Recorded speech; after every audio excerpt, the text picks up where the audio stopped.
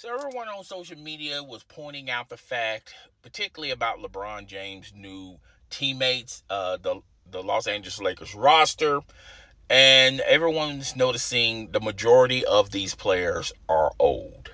Some of these players that are old used to be difference makers, slam dunk champions, played in All Stars, the Olympics, championship teams, playoff, been on playoff teams, things of that nature. A lot of these guys, the majority of them are older players. And LeBron James was on attack mode. He had his defenses up. All right. He basically responded on social media, particularly on Twitter, by tweeting he wanted everyone to keep that same energy when the season is over and when the dust settles and clear, particularly in the finals. He wants everyone to be spinning that narrative on how LeBron James and the Los Angeles Lakers are an old roster. All right. He wants everyone to keep that same energy. And LeBron James, you know how he is. He's staying on all tens, man. He's 10 toes down, man. He stands on his square, and when he tweets something, he means it. And a couple hours later, he deletes the tweet. Okay, so basically, a lot of people are asking themselves, why was LeBron James so serious? Why was he so defensive about something that is not a lie, but the majority of the players on his roster are old? All right. And a lot of people are not pointing this out, but I'm going to point it out to you guys. It's not that long ago. Remember when LeBron James' second stint with the Cleveland Cavaliers organization, Dan Gilbert, gave LeBron James the sun, the moon, the stars. Whoever he wanted to play with, they got it. Okay? Whatever wishes LeBron James wished for, they granted them. All right. Do anyone remember the Cleveland Cavaliers orchestrating a trade to get Dwayne Wade? And at that particular time, Dwayne Wade was on a down decline. He had to go to the Chicago Bulls to get his money. And they orchestrated a trade to get Dwayne Wade, Isaiah Thomas, a lot of these players, J.R. Smith, every player LeBron James co-signed for, the Cleveland Cavaliers organization respected it and gave it to him. Okay, LeBron James was playing his own rendition of NBA 2K21. Okay, he was the acting GM. He was in GM mode. Okay, particularly in NBA 2K. And remember, midway through that season, that was in a losing streak. LeBron James got on a tirade, was cussing up a storm, and was telling the reporters, we're too top heavy. We need more players. Okay? Do anyone remember that? That's what LeBron James is thinking right now. He's thinking that all the players that he wanted for the Los Angeles Lakers, Dwight Howard, JaVale McGee, Carmelo Anthony, okay? He wanted AD at the expense of the Los Angeles Lakers having no future as far as draft picks concerned. All right? He wanted all of these players. He even wanted his own players from his agency to play for the Los Angeles Lakers. That was last year. And you see how that blew up on his face. Now, all those players that he wanted that represent LeBron James' agency are no longer there. Surprise, surprise, surprise. So, LeBron James wanted Russell Westbrook. He wanted Carmelo Anthony, Dwight Howard, JaVale McGee, Gasol. He wanted to keep Gasol. The majority of the players that is on his roster are older players. Now, if you was telling me that LeBron James was getting Russell Westbrook 7 years ago or 5 years ago, and you're going to get Russell Westbrook by flipping a couple of players, I'll be saying to you, man, that's a steal. Rob Pelinka is working and orchestrating magic in the front office. Okay, if you was telling me you was getting Dwight Howard from the Orlando Magic's, that Dwight Howard, and you just signed him in free agency, and he's taking a veteran minimum deal, I will be telling you, wow, what in the heck they told Dwight Howard where he's passing up on the money to win a ring with the Los Angeles Lakers. Same can be said for Carmelo Anthony. If you was telling me you was getting Carmelo Anthony from when he was the franchise player for the New York Knicks, and you got him in free agency, and all you had to do was sign him to a veteran minimum deal, I will be standing up and saluting Rob Pelinka. But you're not getting those players. You're only getting those players by name. You're not getting those players when they were in their prime. You're getting these players, they're outside their prime. Okay? Let's start with Dwight Howard. Dwight Howard couldn't get any money with the Los Angeles Lakers last year, remember? So the Los Angeles Lakers decided, you know what?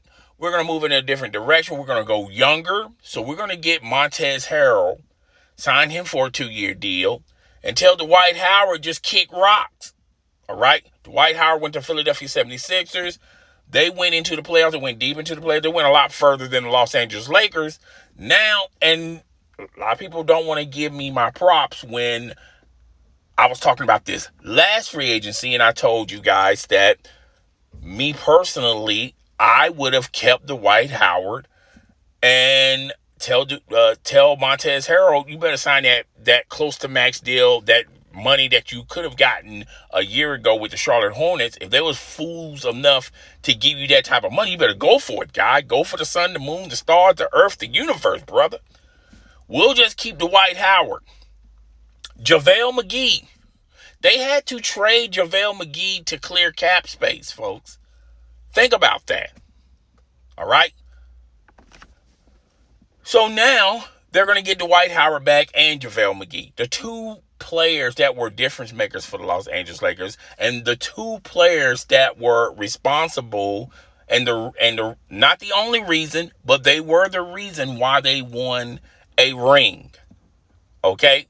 Because they were so versified at the 4 and the 5.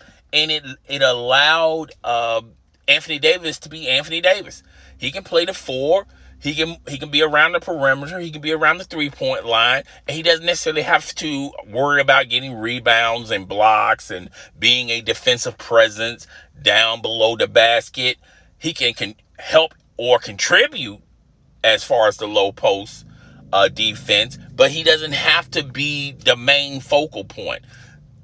JaVale McGee and Dwight Howard can do that. All right? That helps out AD, Anthony Davis. Okay? Believe it or not, that really does help out. All right? Carmelo Anthony. What is the one thing the Lakers were complaining about even when they won their chip? They don't have enough scoring. They don't have enough perimeter help. They got Carmelo Anthony. Now, Carmelo Anthony he's not like a Klay Thompson. He's not a spot-up shooter, all right?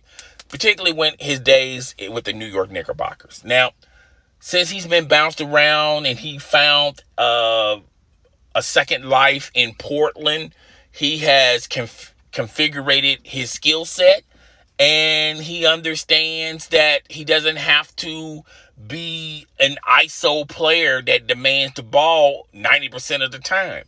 He can play off the ball, and he can score in spurts. Okay? That's going to help out LeBron James and Anthony Davis when they struggle at nights, when they need perimeter shooting. And Carmelo Anthony can give you perimeter shooting. They still need to find more players that can play around the perimeter side of things.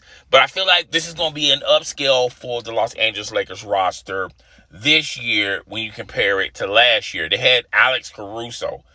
They was desperately seeking depending on Alex Caruso to help them in their shooting woes. Which, by the way, Alex Caruso signed with the Chicago Bulls, and the Chicago Bulls are trying to do their own miniature version of a big three in Chi-Town. But that's neither here nor there. So, if you look at the players, and Russell Westbrook, he's going to be someone that they can depend on when LeBron James has to do load management, or if he gets injured, or if Anthony Davis has to do load management, or if he gets injured, which he probably is going to get injured this year. Anthony Davis has never completed a season unscathed. He's always injured every single season, even when he was playing for the New Orleans Pelicans. Okay, so now you got Russell Westbrook, and he can fill that void. He can be that type of player when LeBron James is in load management, or maybe Carmelo Anthony just ain't feeling it or not having it that particular night. They can depend on Russell Westbrook, and you will see flashes and glimpses of Russell Westbrook, messing around trying to get a triple-double. All right, so that's going to help them more. But when you look at all these players, they're older players, and they can probably do their magic in different spurts.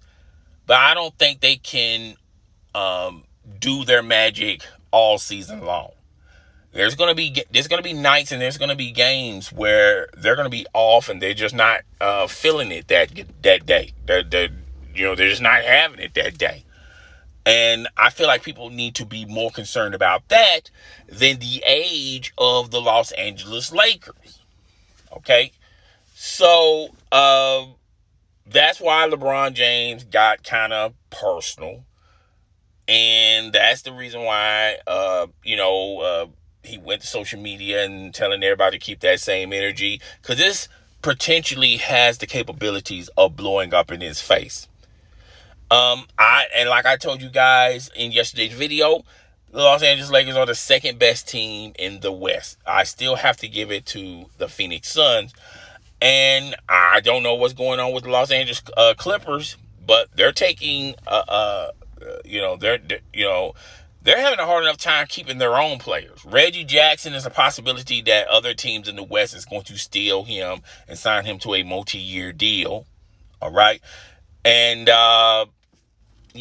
so I'm not sure about the uncertainty of the Clippers. Are they going to be the third or fourth best team? As of right now, they're hovering around the fourth and the fifth spot. They're not the best team in the West or the best team in NBA.